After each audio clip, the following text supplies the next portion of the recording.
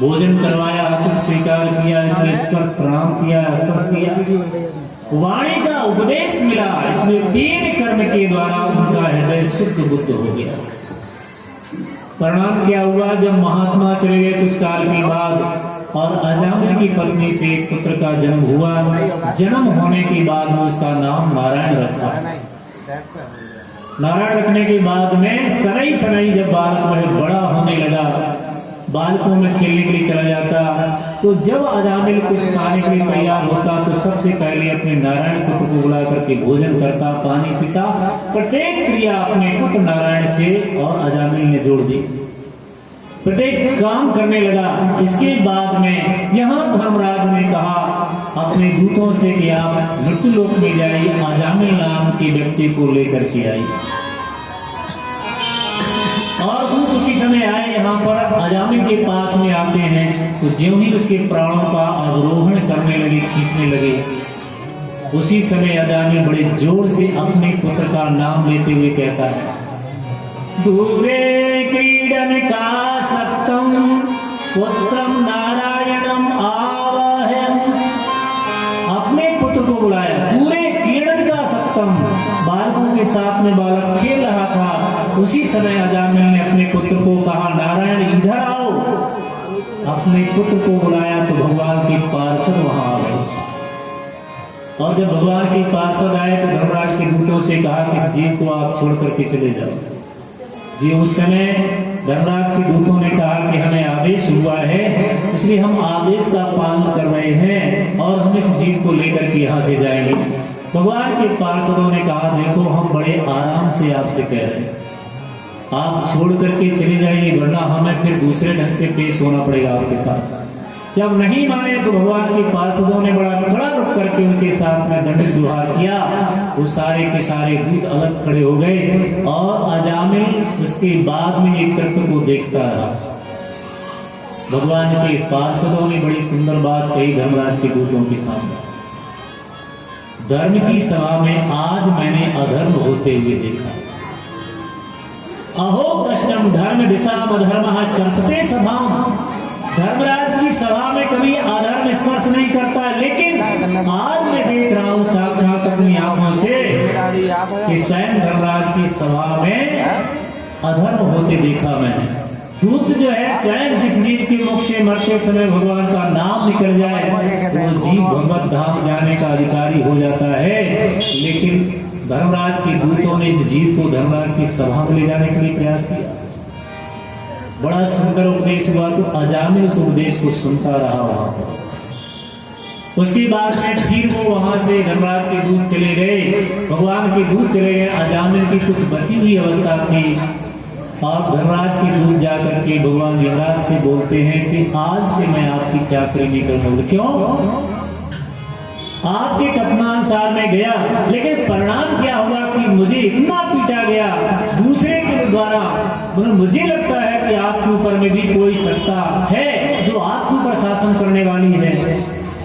धर्मराज ने पूछा, अच्छा ये बताइए कैसा सूट था उनका? तब उन्होंने बताया कि उनका बढ़िया सुंदर किरीट मुकुट धारण किए थे, पीताम्बर पहने थे, गले में वैजंती माला धारण किए हुए थे। तुरंत वहां धर्मराज जान गए कि लगता है कि भगवान के पार्षद ही आए थे। स्वयं धर्मराज ने अपने दूतों से कहा, जहाँ भगवान का नाम कीर्तन होता हो, जहाँ भगवान की कथा होती हो, जहाँ वो भगवान के गुण में निमग्न होकर के आनंद दे रहे हो, कभी भी वहां नहीं जाता। एक बार भगवान का नाम जीव ले ले उसका कल्याण हो जाता है। 2 भाई थे, एक बड़ा धार्मिक था और एक बड़ा अधार्मिक था। दोनों में क्रिया बिल्कुल भिन्न भिन्न थी। एक बहुत अच्छा धार्मिक व्यक्ति था और एक व्यक्ति बहुत अधार्मिक था। एक दिन कोई महात्मा उनके घर आया तो जो बड़ा भाई धर्म में जिसकी आस्था थी वो महात्मा को लेकर के घर गए।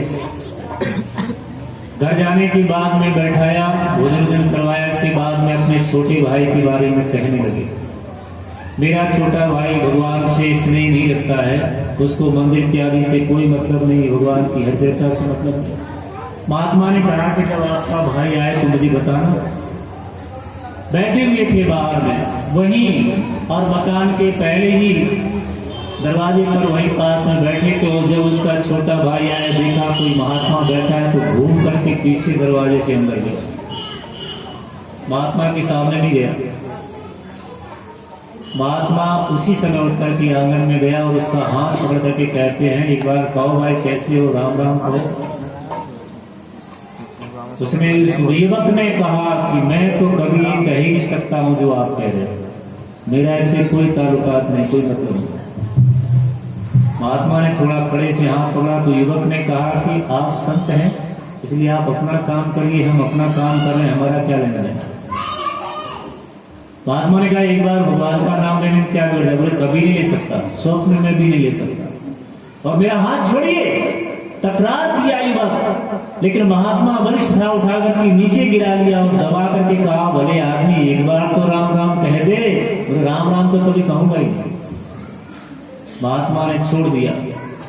इसके बाद जब कालांतर के बाद उसका शरीर छूटा, धर्मराज के दूत उसको लेकर के गए तो धर्म सभा में वहां पर विचार हुआ कि इसने कितना पुण्य किया है, कितना पाप किया है, उसका फैसला किया जाए।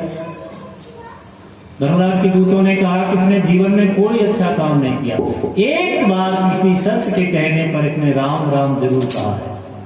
अब एक बार राम कहने का क्या फल है ये मुझे नहीं पता। धर्मराज ने कहा ये तो मुझे भी पता नहीं है, इसका निर्णय किया जाए, ब्रह्मा जी के पास चलते। उस जीव से कहा कि तुम हमारे साथ चलो और तुम भी वहां चल करके देखना, यहां से अच्छा वैभव ब्रह्मलोक का है। जीव ने कहा तो ऐसे थोड़ के जाऊंगा, कोई साधन लेकर के आओ, साधन पर बैठ के चलते। पालकी मंगाई गई, पालकी में बैठ करके, और उस जीव ने कहा कि अब ठाट बाट तो बड़ा बढ़िया हो गया है, तो धर्मराज से कहा कि आप भी पालकी में लगो तब मैं चलूंगा, नहीं तो मैं भी नहीं जाऊंगा यहां से। धर्मराज के साथ में और कहा लगे, धर्मराज पालकी को लेकर के ब्रह्मा जी के पास गए और जब ब्रह्मा